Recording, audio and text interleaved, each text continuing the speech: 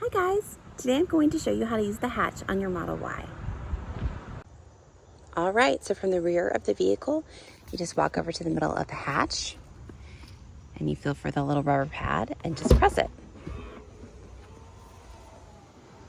And it goes right up. You have lots of space in here, it's awesome. Especially when you're making a big Sam's or Costco run and you have lots of bulk items, it's great. Now, how do you close it? If you look up, this button, if I can do this up, drop my phone, right there. And you're all set. You can also open your hatch from the inside. Just go to the open button on your screen. And it is now open.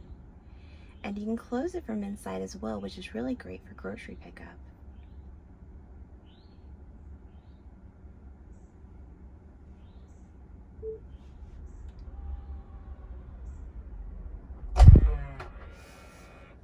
And it's closed. Thanks so much for joining me today. Take care. See you next time.